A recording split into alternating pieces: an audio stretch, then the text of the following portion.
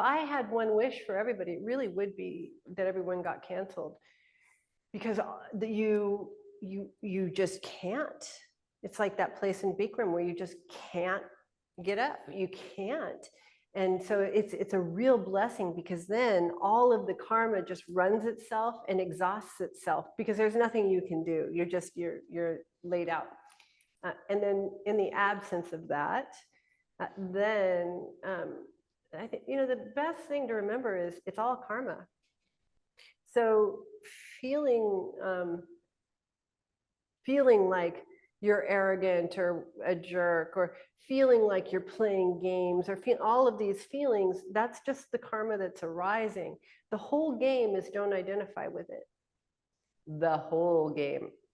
There's nothing else. There's no other, it's just, I'll lie in bed sometimes and I'll be anxious, and I'll say, oh, just take the Velcro off of that whole layer of thought and experience, and then I'm free. It's just endlessly doing that. So one of the what would you call it?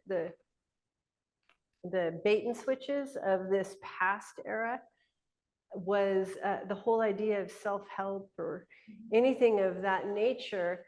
Although I was lying in bed last night and I was thinking, if we all had a platform, and this will be one of my questions for you all today, just to think about, if you had a platform and you could ask or tell or suggest everybody do one thing in their lives, what would be the most important thing you would have them do? And mine would be the 12 steps.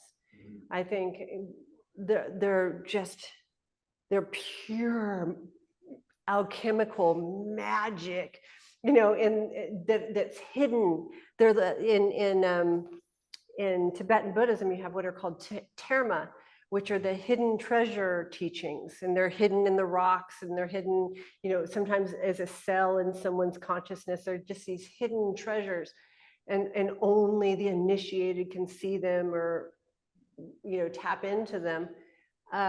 So I think that the hidden treasure of the 12 steps is hidden in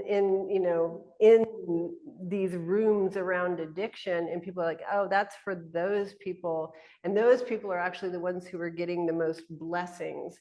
In the same way that Trungpa would enroll for people, a Tibetan teacher that I love, he would enroll people in bars because he would say they had the greatest potential. So it's almost like these treasure teachings are being hidden in these rooms. And so anyway, but now I've unhidden them, so you can get them too. But because the beauty of them is it has you admit you're uncomfortable. We'll say has you, that's the hitting bottom, or Barbara Taylor Brown, who talks about the moment when you get on your knees because you're in so much pain, it's from your knees so that you can actually pray, that, all of that, right? So that's the first step of everything. And then you move through and you're like, ooh, I might need to rely on something else other than this old ego.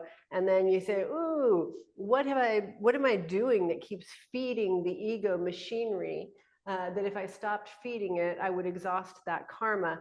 And then oh yeah, this is, and because the most important realization I think we can come into in this life, well, there's probably three. The first is